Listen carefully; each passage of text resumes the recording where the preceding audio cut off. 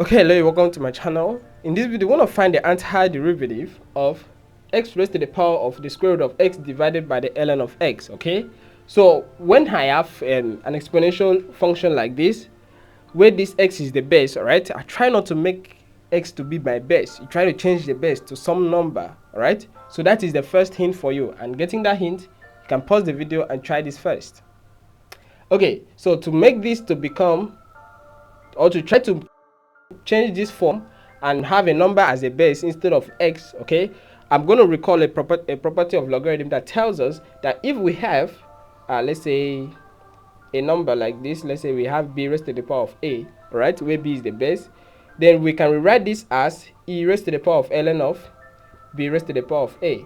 That is to say, we can bring in the exponential function, the natural exponential function, and the natural logarithmic function. Those two are inverses of each other. So when you take the composition of two inverse functions, or two functions that are inverses of each other, their composition will produce the identity, which is this, right?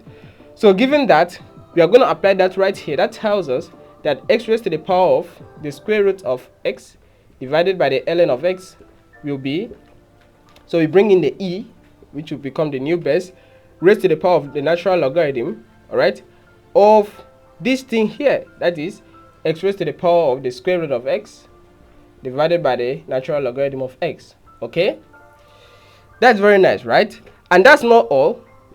We can equate these two. Well, you notice that this is logarithm of something raised to some power, so we can put the power in front, right? So we're going to have e raised to the power of this power here, which is the square root of x divided by the natural logarithm of x, right?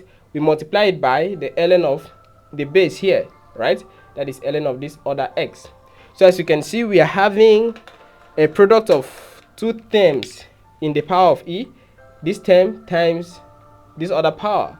So if you want to simplify that a little bit, we're going to have e raised to the power of this natural logarithm will cancel out with this one, and we just have the square root of x in the power. So that means we have reduced the whole of this to just that. So I'm going to erase this, then rewrite the function a little bit.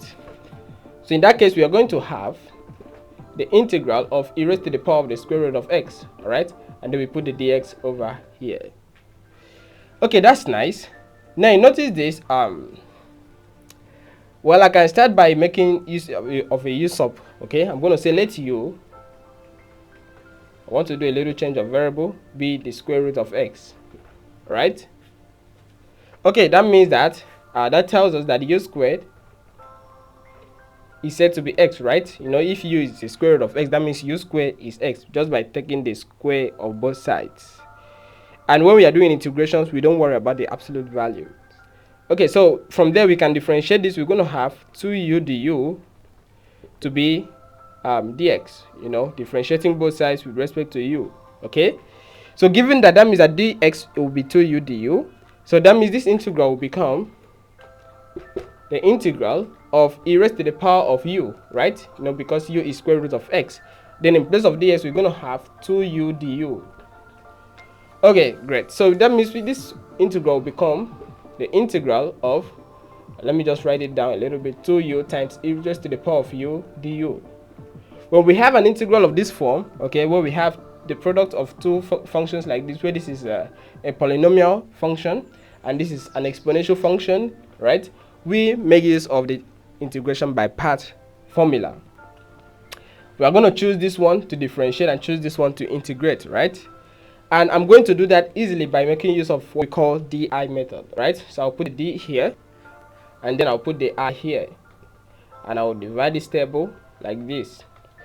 The next thing is to put signs, plus, minus, and so on like that. You can keep on alternating as much as you want, right? But most times we may not need all of that, and you will see. So this is d, this is I, which stands for differentiate, and this stands for integrate. So what we want to do is, in these two functions, we choose the one we want to differentiate, and then we choose the one we want to integrate. You need to make sure it is a wise choice, right? You choose to differentiate 2u, right? 2u, and then we integrate e raised to the power of u. Okay, so we find the derivative of 2u. The derivative will just be 2, all right? Then the integral of e raised to the power of u, it stays the same. The next thing we'd like to do is to differentiate this term again till we get to 0, right? So you keep on differentiating this polynomial because it will keep on losing its powers, right? So when you differentiate u2 with respect to u, it's going to be 0, and then we integrate e raised to the power of u, it stays the same. When we are done, what we do is to multiply this diagonally, multiply this with that, and then multiply this with that, right? Keep in mind the plus and the minus signs. Okay, so this is going to become the integral of, so you multiply this and that together, that will be 2, sorry, it's not integral anymore. When we multiply this and that, we're going to have 2u, then e to the power of u, and then we multiply this and that. Keep in mind this is minus, so we say minus 2 times e raised to the power of u, right? And then we are supposed to multiply this last row and then integrate the product of this last row. So we multiply this and that, we integrate that. So you notice this time that will be 0. The integral of 0 will be a constant, right? So maybe that is where we can just have to add the arbitrary constant. Okay, so we are done with the integrations, but we are not done with the question because we need to get back to the original variable. So you notice that this is in terms of u, but we are supposed to represent our result in terms of x. So that means we're going to have 2u. Well, in place of u, we're going to put in the square root of x. So that is 2 times the square root of x, e raised to the power of the square root of x, right?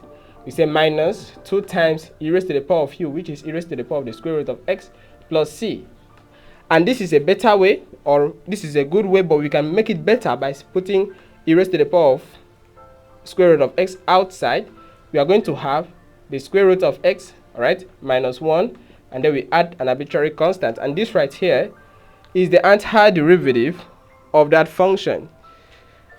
Okay, that's very nice, right?